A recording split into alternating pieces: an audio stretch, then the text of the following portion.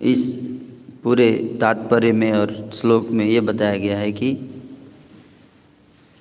प्रवृत्ति का वर्णन किया गया है, बद्ध जीवात्मा की प्रवृत्ति का वर्णन, कि बद्ध जीव क्या करता है ना।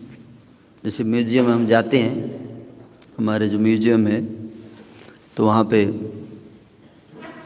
एक सेक्शन आता है प्रकृति के 3 गुण, है ना। तो आप देखते अचानक हंसेंगे लोग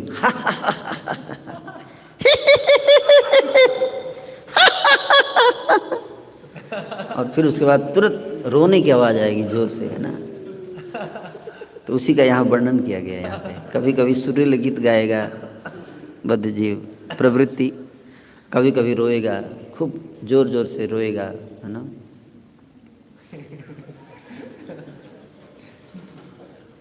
है ना, खट्टे फल खाएगा, कभी कड़वे फल खाएगा, तो है ना, कभी मीठे फल मिल गया तो फिर, तो उसी का यहाँ वर्णन कर रहे हैं, है ना। और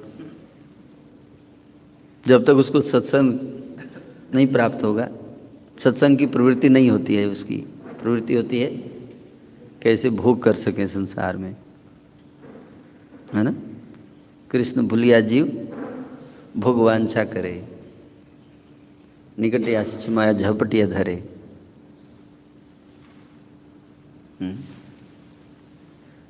तो बहुत हर कोई भी परिस्थिति में उसको डाल दिया जाए, उसकी टेंडेंसी यही रहती है क्या, कि कृष्ण को भूल कर एंजॉय करूं।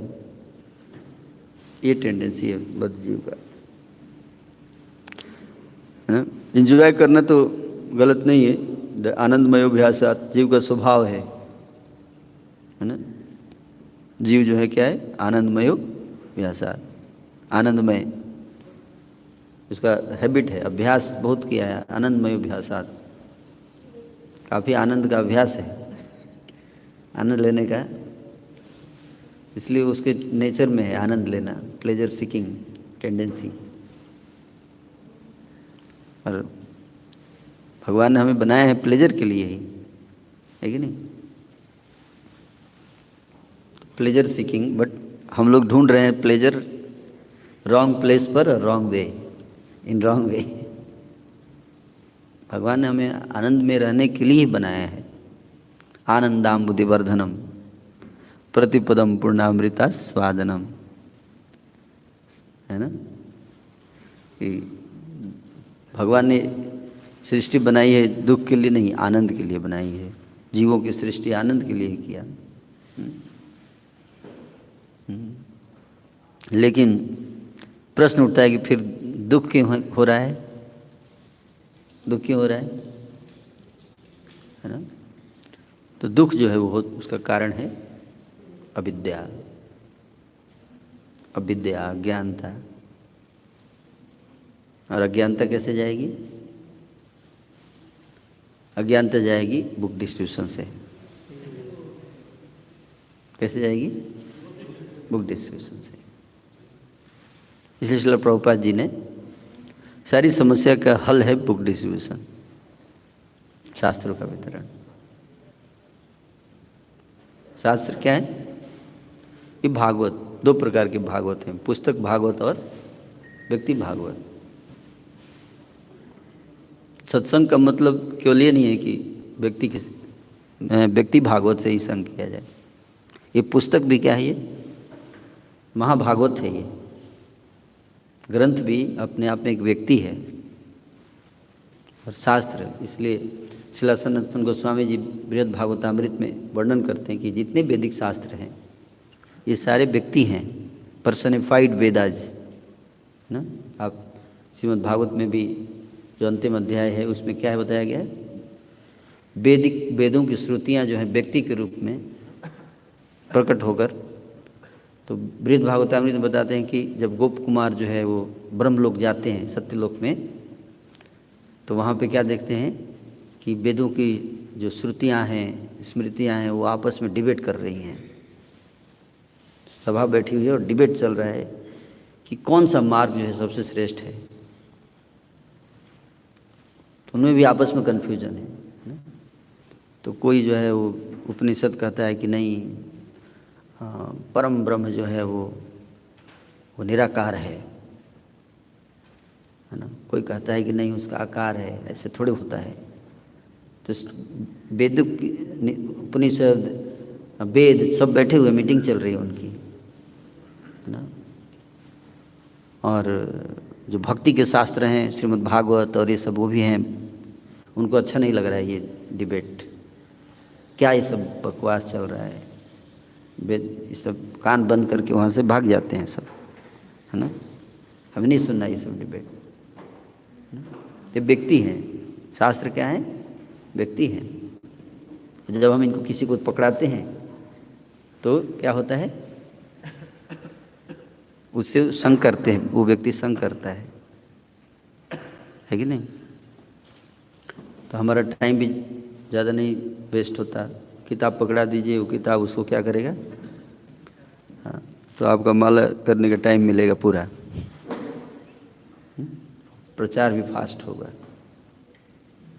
है ना? क्यों? नहीं तो आप बोलो कि इतने लोग हैं प्रभु जी, अब माला नहीं कर सकता मैं, मेरे टच में इतने लोग हो गए हैं, अब उन्हीं को टाइम देना पड़ता है कि नहीं? और मैं तो 50 लोग हो, अब मेरे पास 2000 लोग हो गए हैं, इसलिए अब मैं reading, hearing, chanting, morning program का टाइम नहीं मिल रहा है अब मेरे को। लेकिन अगर हम उनको शास्त्र से जोड़ दें, किससे? ग्रंथ से जोड़ दें, है ना? तो ग्रंथ जो है उसको क्या करेंगे? ये संग देंगे, सत्संग। तो ये बहुत ही उत्तम मार्ग है ना, अज्ञानता दूर करने का समाज से। और इसी के कारण श्रील प्रभुपाद जी जो है वो इतना इस पे जोर दिए, पुस्तक वितरण पे, है ना? तो यहाँ पे बता रहे हैं कि श्रील प्रभुपाद जी क्या बता रहे हैं ना, कि 2 प्रकार का संग है, पुस्तक के साथ संग और ग्रंथ भागवत और व्यक्ति भागवत। तो ये जो पूरी हमारी सोसाइटी बनाई गई है, इसका उद्देश्य बता रहे हैं श्रील प्रभुपाद जी। अंतिम पैराग्राफ में श्रील प्रभुपाद जी उद्देश्य बता रहे हैं, इस्कॉन का उद्देश्य क्या है? कह रहे कि भक्तों के लौ मात्र सत्संग से ही बद्ध जीव इस दुख में भौतिक जगत से उबर सकता है। ज़्यादा नहीं, कितना? लौ मात्र संग होगा और भौतिक संग से बाहर हो। ये कैसे? लौ मात्र में किताब बांट देगा, 1 सेकेंड मिला किसी से किताब दे दिया, लेक्चर देने के लिए ज़्यादा टाइम चाहिए, लेकिन अगर 1 सेकेंड में आप क्या कर सकते? कि जो किताब पकड़ाइए हो गया, उधार हो जाएगा, है कि नहीं? लेकिन आज के समय में सिचुएशन इतना सिंपल नहीं है, थोड़ा टफ है। किताब बांटना है, लेकिन एक समस्या है कि उसको किताब पकड़ा भी देंगे तो वो पढ़ता नहीं है, उसको फेथ नहीं है शास्त्रों में। आजकल ऐसा प्रोपेगेंडा चल रहा है कि लोग शास्त्रों में विश्वास ही नहीं है। विश्वास होगा तो भी पढ़ेगा ना, कलयुग है ये, इसलिए लोग, है ना, पढ़ते ही नहीं है, रख लेंगे, पढ़ेंगे नहीं। तो हमने अगर किताब दे भी दिया, कई बार भक्तों का प्रश्न रहता है कि अगर हमने किताब दे भी दिया, वो तो पढ़ तो नहीं रहा है, प्रभु जी उसको क्या पढ़ेगा? भक्त लोग नहीं पढ़ते, वो क्या नहीं पढ़ता? तो कोई हम ही नहीं पढ़ पाते, तो वो कैसे पढ़ता होगा, है ना? तो किताब देने का क्या लाभ है? लेकिन घर में किताब रखने से ना सुकृति अर्जित होती है। अगर हम कोई व्यक्ति अपने घर में अपने पास किताब रखा है, तो वो किताब जहाँ पे है ना, वो व्यक्ति है।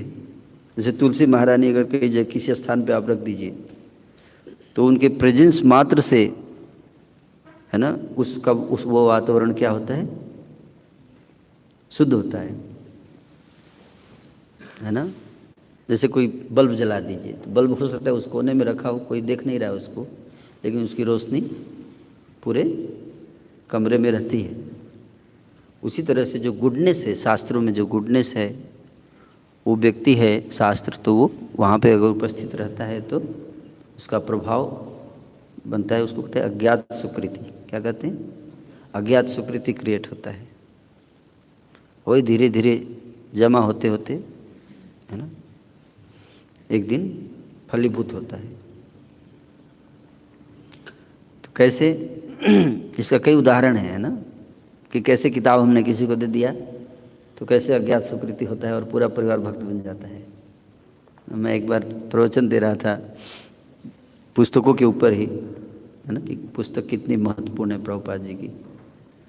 तो एक माता जी बता रही थी कि वो कैसे भक्त बनी।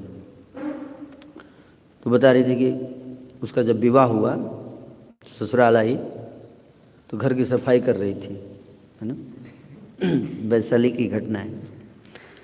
तो सफाई करते करते उसने अलमारी खोला साफ करने के लिए, है ना।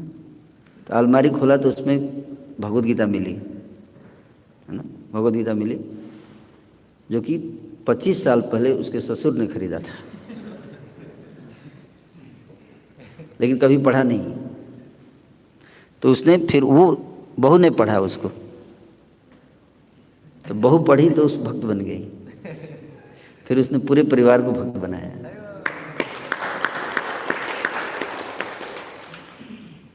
है ना। और मैं रुद्रपुर में हमारे एक बहुत बड़े डोनर हैं, जो कि उन्होंने सेंटर दिया वहाँ पे।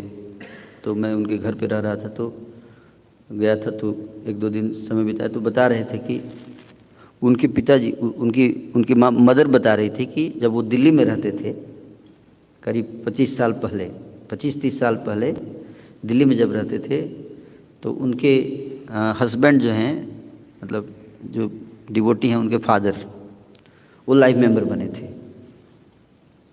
तो लाइफ मेंबर बनने में फिर बुक का क्या रिलेशन है उससे? एक सेट बुक जाता है वहाँ पे।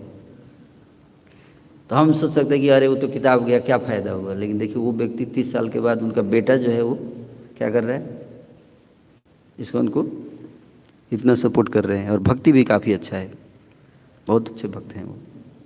16 माला करते हैं। माता जी तो रोज़ 64 माला करती है।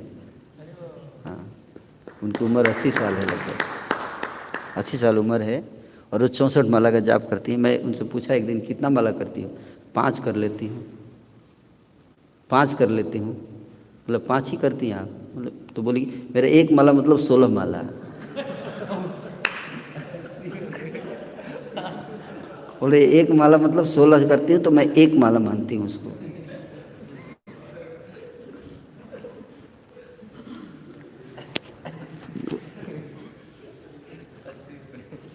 तो मैं ये बता रहा हूँ कि कैसे Krishna consciousness logic, material logic से वर्क नहीं करता है।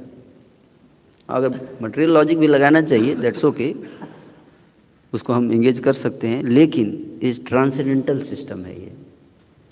ट्रांसेंडेंटल सिस्टम जो है वो ट्रांसेंडेंटल वे में एक्ट करता है ना। इसलिए ये पुस्तकें अपने आप में बहुत बड़ा उद्धारक हैं समाज का, है ना। और इसको हमें बहुत गंभीरता से लेना चाहिए।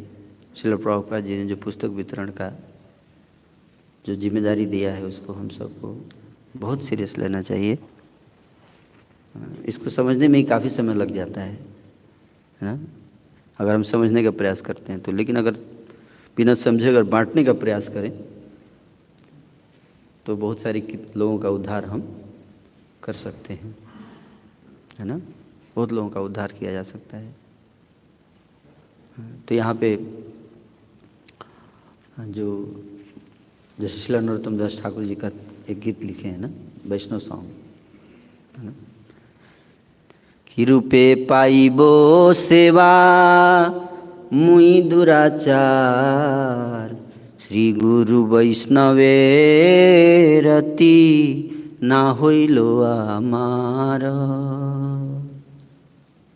অশেষ মায়াতে মন মগন হইল, वैष्णवे तेलेसा मात्र रति न जन्मिलो। वैष्णव के प्रति रति है ना, वैष्णव से रति है? महत् सेवाम द्वारम माहुर विमुक्ते तमोद्वारम जोशिताम संगी संगम। महान संतों के, वैष्णवों के सेवा करने से मुक्ति का मार्ग प्रशस्त होता है, मुक्ति का मार्ग प्रशस्त होता है। उसका सीक्रेट यहाँ बताया गया इस श्लोक में। समस्त भागवत, श्रीमद् भागवत बार बार एक ही चीज़ वर्णन करता है। पूरा श्रीमद् भागवत एक ही बात को बार बार उसी को दोहराता है। क्या? महान भक्तों की सेवा। शुश्रूषा श्रद्धानस्य वासुदेव कथा रुचि श्यान महत् सेवया विप्रा पुण्य तीर्थ निसेवनात्। हम तीर्थ जाते हैं घूमने, है ना, 5 दिन 10 दिन 20 दिन तीर्थ की यात्रा करना है। बिना इस तत्व को समझे कि तीर्थानि तीर्थम कुर्वन्ति तीर्थानि, कि जहाँ वहाँ संत होते हैं वही क्या है? तीर्थ है। संत अपने हृदय में तीर्थ को कैरी करते हैं, ढोते हैं। गंगा जी गंगार परस होइले पाश्चाते पावन दर्शने पवित्र करो एई तोमार गुण एई बार करुणा करो वैष्णव गोसाई पतित पावन तुमा बिने के हो नाई। पतित पावन, गंगा जी में हम स्नान करेंगे, स्पर्श करेंगे गंगा तो पवित्र होते हैं। लेकिन वैष्णव के बारे में क्या बता रहे हैं श्री नरोत्तम दास ठाकुर जी? उनको स्पर्श करने की भी जरूरत नहीं है, केवल दर्शन से पवित्र करते हैं, केवल दर्शन से। वैष्णव वैष्णवेर पद धूली ताहे मोर स्नान केली तर्पण मोर वैष्णवेर नाम। विचार करिया मने भक्ति रसे आस्वादने मध्यस्थ श्री भागवत पुराण। भागवत पुराण इसका प्रमाण है। श्रीमद् भागवत हमारे बीच में श्रीमद् भागवत है, मध्यस्थ में बैठा हुआ है श्रीमद् भागवत।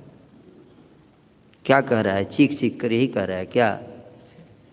वैष्णवेर पद धूली ताहे मोर स्नान केली तर्पण मोर वैष्णवेर नाम।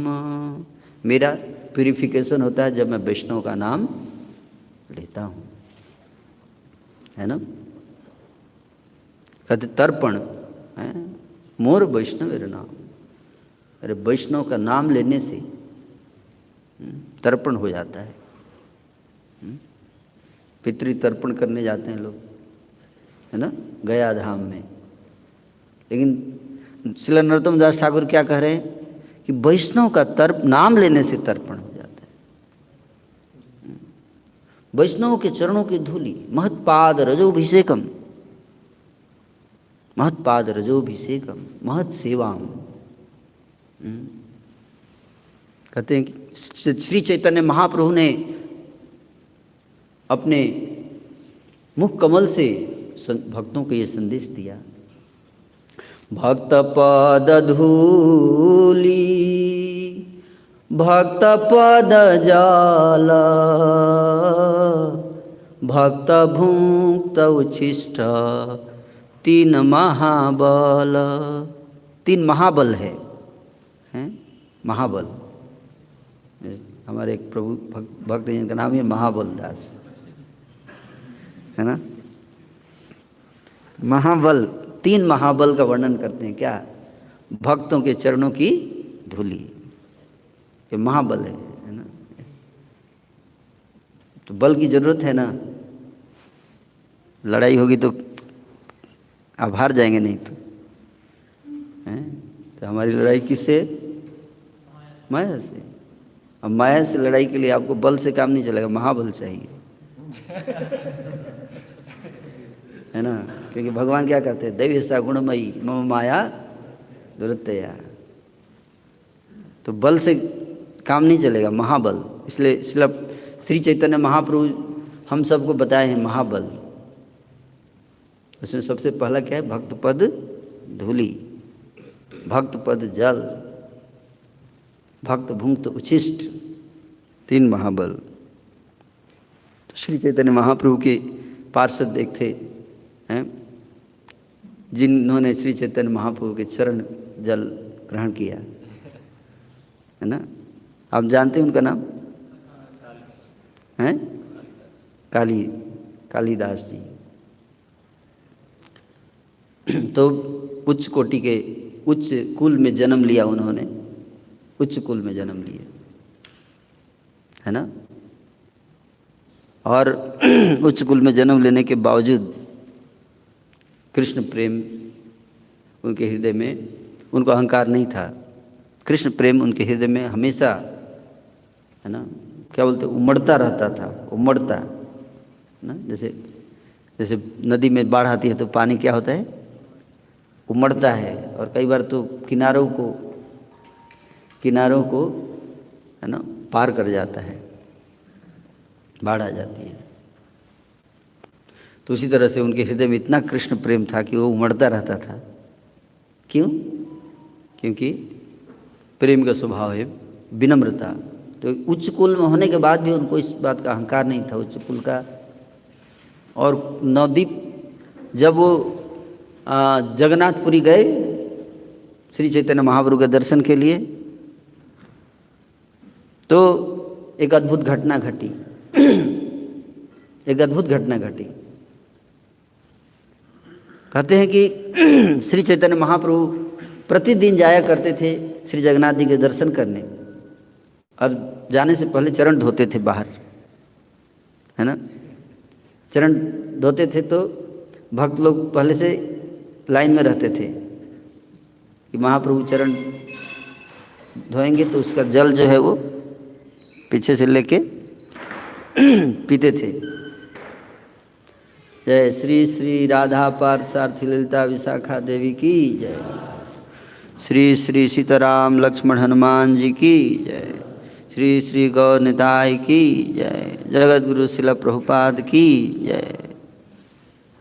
चरण जल पिया करते थे भक्त लोग, है ना। तो महाप्रभु को लगा कि, हालांकि महाप्रभु अंदर से खुश थे, लेकिन आपन आचार्य प्रभु जीवेर सिखाए कि महाप्रभु सोचे कि मतलब अगर मैं इस तरह से चरण जल दूंगा, मैं भक्त के रूप में अवतार लिया हूँ भगवान, तो लोग मेरे आचरण को क्या करेंगे? मिसयूज करेंगे। बोले देखो महाप्रभु ने भी तो चरण जल दिया था, है? सबको पिलाते थे अपना चरण जल, कोई उनको ऑब्जेक्शन नहीं था, है ना। तो इसलिए महाप्रभु मना कर दिए हैं। अपने जो पर्सनल जो सेवक थे गोविंद, उनको मना कर दिए कि आज से अगर कोई भी मेरे चरण जल लेगा तो मैं यहाँ इस स्थान को छोड़कर चला जाऊंगा। ये महाप्रभु का रामबाण था। क्या? सुधारने का रामबाण। क्या भक्तों को बोलते थे मैं चला जाऊंगा छोड़ के स्थान। जब ये बोल देते थे तो फिर सारे भक्त तो सब भक्तों ने बोला अब नहीं, महाप्रभु चले जाएंगे, है ना। तो प्रतिदिन गोविंद उनके चरण धोते थे, तो सब लोग अब हिम्मत नहीं करते थे चरण जल लेने का। तो एक दिन की ऐसी घटना है, सारे भक्त थे, चैतन्य महाप्रभु गोविंदा ऐसे उन चरण पे जल डाल रहे थे, तो पता नहीं कहाँ से एक वैष्णव आए और उन्होंने सीधे अपना ऐसे हथेली डाल दिया नीचे और चरण जल गिरने लगा और उठा के पी लिया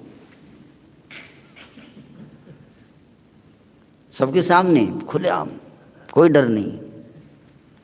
और सारे भक्त देख रहे हैं अब तो डांट पड़ेगी इनको, अब क्या होने वाला है, महाप्रभु की आज्ञा का उल्लंघन हो चुका है, अब महाप्रभु की आज्ञा का उल्लंघन हो गया, महाप्रभु क्रोधित होंगे, बहुत क्रोधित होंगे।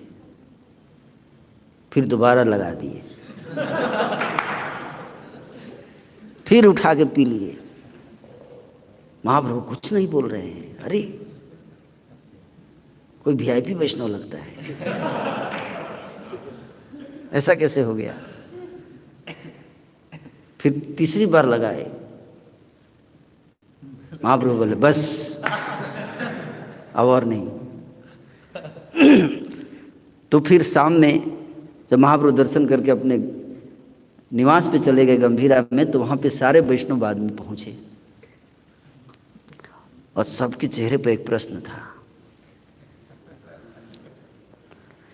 और महाप्रभु जो है चेहरा देखकर समझ गए, है ना, उनके मुखमंडल को देखकर समझ गए कि कुछ प्रश्न दिख रहा है चेहरे पर।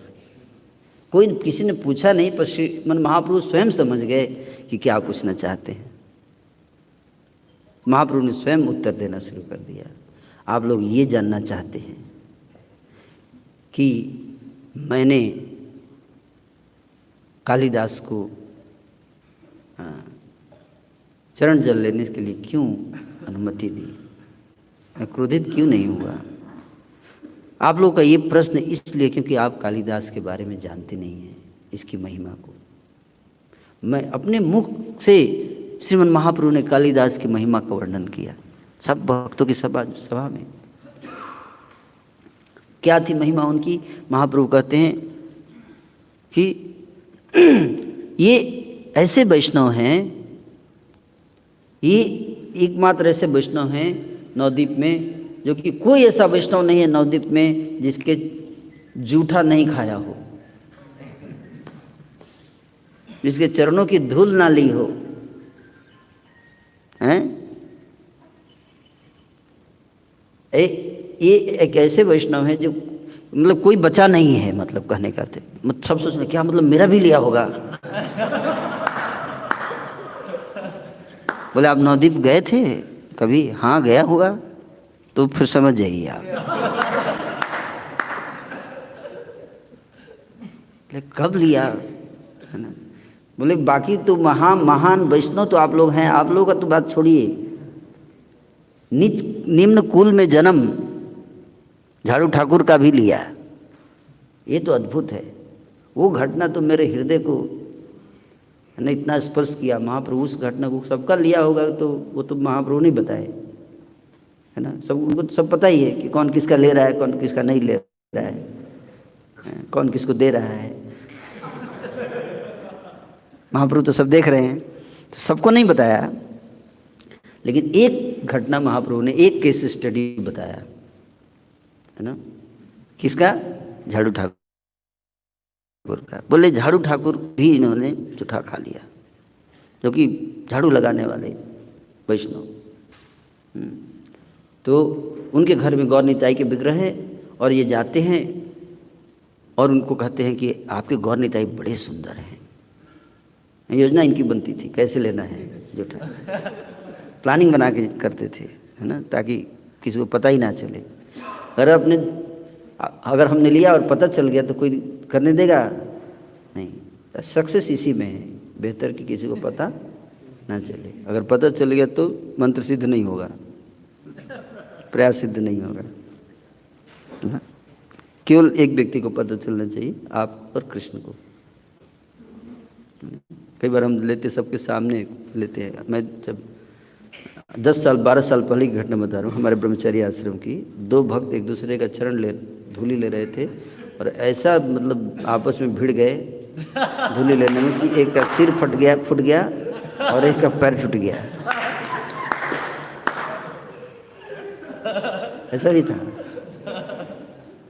हाँ, उनको हॉस्पिटल ले जाना पड़ा दोनों को।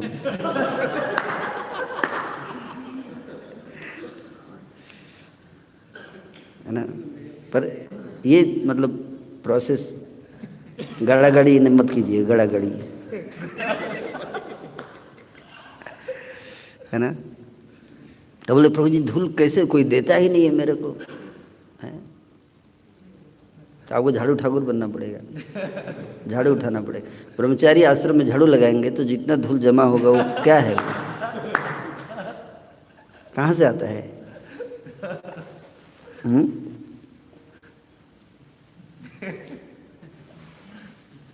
या टेम्पल हॉल में अगर आप झाड़ू लगाते हैं अगर, तो जो धूल इकट्ठा हो कहाँ, किसका धूल है वो? स्पेशली मॉर्निंग प्रोग्राम के बाद वो किसका धूल है वो? वैष्णव के चरणों की धूल है ना। तो आप जो भक्त, इसलिए कई भक्त होते हैं ना, वो झाड़ू उठा के रेडी रहते हैं झाड़ू लगाने के लिए, है ना। तो कोई समझ नहीं पाता है कि ये क्यों रेडी रहता है हमेशा। तो उसका यही रहता है कि अभी मिलेगा महाबल, मेरे को बहुत ज़रूरत है महाबल का, है ना। तो महाबल कैसे मिलेगा? जब झाड़ू लगाएंगे, है ना। तो झाड़ू ठाकुर जो थे वो उन्होंने योजना बनाई कि बहुत तरीका अपनाया किया, लेकिन उनका वो देते नहीं थे, बहुत विनम्र थे वो भी। तो बोले प्लानिंग बनाए, बोले मैं जाऊंगा इनके घर, गौर निताई के विग्रह हैं, बोले आपके विग्रह इतने सुंदर हैं, मैं ना इनके लिए आम लेके आया हूँ। तो भोग लगाया कि, है ना, इनको प्रसन्न किया जाए। भोग लगाया, अच्छा भोग लगाइए, तब तक ना मैं एक काम करके आता हूँ, है ना, तब तक आ जाता हूँ जब तक भोग लगेगा। चले गए और पीछे जाके झाड़ी में बैठ गए। और पहले से सारा उनको मतलब सर्वे उर्वे कर लिए थे कि खाने के बाद जूठा कहाँ फेंकते हैं, है ना।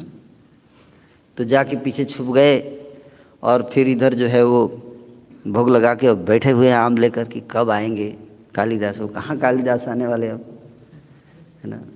अब झाड़ू ठाकुर का पूरा परिवार सोच रहा है प्रसाद को ज़्यादा इंतज़ार नहीं कराना चाहिए, ये तो सिद्धांत हम सबको अच्छा लगता है कि नहीं? प्रसाद को ज़्यादा इंतज़ार नहीं कराना चाहिए। तो फिर से पता नहीं अब कुछ काम आ गया होगा उनको, है ना। तो चलो हम लोग पा लेते हैं। तो पा के और गुठली और छिलका आम का, है ना, ले जाकर और बाहर डस्टबिन होता है ना, उसमें फेंक दिए। और आगे वापस जैसे ही घर घुसे, पीछे से कालिदास झाड़ी से निकले और लेकर उसको खा रहे हैं, चख रहे हैं उसको, आंखों से अश्रु गिर रहे हैं प्रेम के, है ना। और शरीर रोमांचित है। तो इस बहुत कठिन है हमको समझना है कि मतलब उसको, उसमें क्या है, उसमें तो हमको अगर ऐसा आम मिल जाए, आम का गुठली और छिलका हमें दे दिया जाए तो क्या करेंगे? कंप्लेन चला जाएगा प्रेसिडेंट ऑफिस में। क्या मतलब आप लोग जो है ये कोई आम है? ये हमने अपना जीवन दिया है, गुठली खिला रहे हैं आप हमें।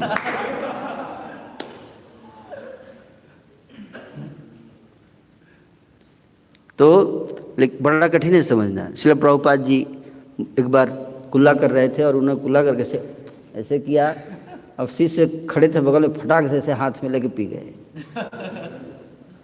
है ना। लेके ऐसे हाथ में पी गए। हमको यार घिन आ रही है। महाप्रभु डांस कर रहे हैं, उनके मुंह से फेन निकल रहा है और शुभानंद लेकर पी लिए हैं। और प्रभुपाद जी का दांत जो है, एक भक्त हैं प्रभुपाद जी के शिष्य, उन प्रभुपाद जी का दांत जो है वो अब आज भी रखें और उसको लॉकेट बना के गले में लटका के रखते हैं। तो ये बड़े गहरे भाव हैं ये सब। है ना, प्रेम की दिव्य अवस्थाओं में इस तरह के लक्षण प्रकट होते हैं। तो श्री चैतन्य महाप्रभु स्वयं झाड़ू ठाकर की महिमा का वर्णन कर रहे हैं, वैष्णवों की महिमा, है ना। और बस श्री चैतन्य महाप्रभु बोले, फिर ये श्लोक बोलते हैं, भक्त पद धूली भक्त पद जल भक्त भुक्त उच्छिष्ट तीन महाबल। तो वैष्णवों की महिमा का वर्णन शास्त्रों में हजारों श्लोकों में, पूरा श्रीमद् भागवतम बार बार यही बता रहा है।